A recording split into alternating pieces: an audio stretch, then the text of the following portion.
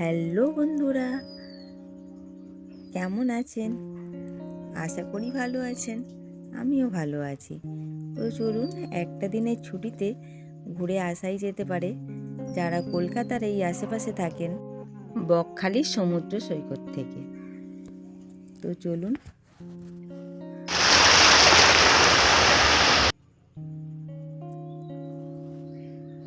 সমুদ্র দূরে হলেও যারা ভিড়ভাট্টা পছন্দ করে না তাদের পক্ষে এটা ঠিক।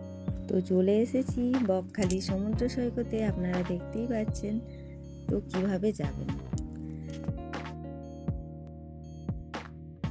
শিয়ালদা সাউথ লাইনের ট্রেন ধরে চলে আসুন নামখানা।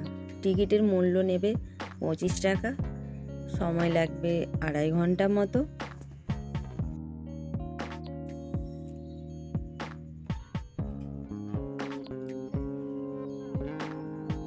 চলে এসেছি নামখানাতে। একটা দিনের ছুটিও কাটাতে পারেন বা থাকতেও পারেন। আমি যেহেতু একটা দিনই গেছিলাম, নামখানাতে নেমে একটা টোটো ধরেছিলাম।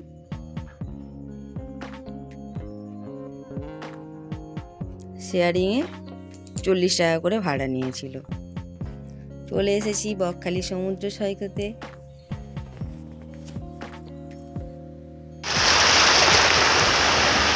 আমার ভীষণ ভালো লেগেছে। যারা ভিড়ভাট্টা পছন্দ করেন না তাদের পক্ষে এই সমুদ্র ভালো লাগবে, খুবই ভালো লাগবে। যারা সমুদ্র ভালোবাসেন, যারা ঘুরতে ভালোবাসেন, ভীষণ ভালো লাগবে। খুব সুন্দর একটা জায়গা।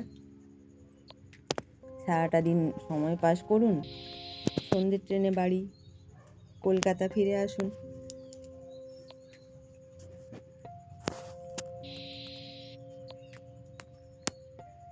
আর যারা ফ্যামিলির সাথে গেছেন, একটা দিন চাইলেও থাকতে পারেন। প্রচুর হোটেল রয়েছে যেগুলো 500 থেকে 1000-এর মধ্যে আপনারা পেয়ে যাবেন। আমি যেহেতু থাকিনি তাই হোটেলে দেখাতে পারলাম না, কিন্তু আমি জিজ্ঞেস করেছিলাম। সময় পেলে ঘুরে আসুন, মন ভালো হয়ে যাবে।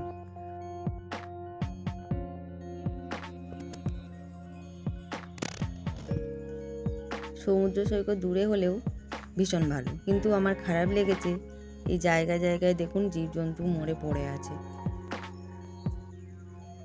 আজ বকখালি সমুদ্র সৈকতে আপনারা দেখুন একটা বিশাল বড় তিমি মাছ মরে পড়ে আছে। এই দেখুন।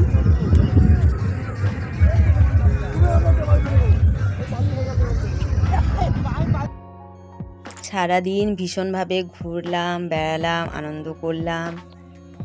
দিনটা ভীষণ ভালোভাবে কেটে গেল। একটা দিন ভীষণ আনন্দ করলাম, ভালো লেগেছে, খুব ভালো লেগেছে। ফ্যামিলি সবাইদের নিয়ে আসুন, একটা দিন কাটিয়ে যান, ভীষণ ভালো লাগবে। খুব সুন্দর জায়গা।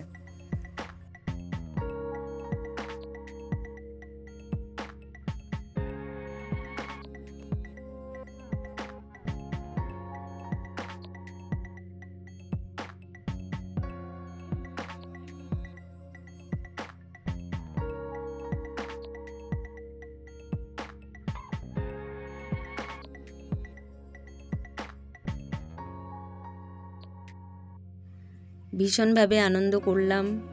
এবারে বাড়ি ফেরার পালা, যেহেতু সূর্যি মামা পাটে যাচ্ছে। এতক্ষণ পাশে থাকার জন্য, ভিডিওটা দেখার জন্য থ্যাংক ইউ সবাইকে।